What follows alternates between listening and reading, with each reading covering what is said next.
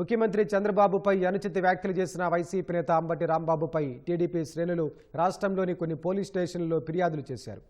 అంబటి మురికి వ్యాఖ్యలకు వ్యతిరేకంగా పాణ్యం ఎమ్మెల్యే గౌరు చరితారెడ్డి ఆధ్వర్యంలో కర్నూలులో టీడీపీ శ్రేణులు నిరసన చేపట్టారు.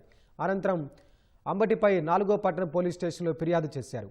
అంబటి చేసిన అసభ్య వ్యాఖ్యల వెనుక జగన్ హస్తం ఉందని ఎమ్మెల్యే నసీర్ అహ్మద్ ఆరోపించారు.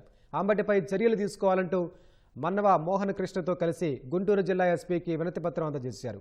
ఎమ్మెల్యే బోడే ప్రసాద్ ఆధ్వర్యంలో పెనమలూరులో టీడీపీ శ్రేణులు అంబటి దిష్టిబొమ్మను దగ్ధం చేశారు. రాజకీయాల్లో విమర్శలు సహజమని, కానీ విష సంస్కృతికి బేజం వేసింది మాత్రం జగనే అని ఎమ్మెల్యే బడేటి రాధాకృష్ణయ్య మండిపడ్డారు. ఇష్టానుసారం మాట్లాడితే చూస్తూ ఊరుకోమని హెచ్చరించారు. మురికి వ్యాఖ్యలకు నిరసనగా నెల్లూరులోని వేదాయపాలెంలో టీడీపీ నాయకులు అంబటి దిష్టిబొమ్మను దగ్ధం చేశారు. చంద్రబాబుపై అంబటి చేసిన అనుచిత వ్యాఖ్యలకు వ్యతిరేకంగా నెల్లూరు జిల్లా పొదలకూరులో టీడీపీ శ్రేణులు నిరసన చేపట్టాయి. బాపట్ల జిల్లా మార్టూరు ప్రధాన కూడలిలో అంబటి దిష్టిబొమ్మను టీడీపీ నాయకులు దగ్ధం చేసి అతనిపై కఠిన చర్యలు తీసుకోవాలని డిమాండ్ చేశారు.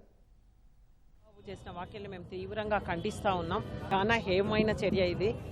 సభ్య సమాజమే తలదించుకునేలా ఈ రోజు వాళ్ళు మాట్లాడుతూ ఉన్నారు. రాజకీయం అన్నాక విమర్శలు ఉండొచ్చు, విమర్శలు చేసుకోండి, ప్రతి విమర్శలు చేసుకోండి, అంతేగాని ఇలా వ్యక్తిగతంగా దూషణలకు దిగడం చాలా దారుణంగా ఉంది.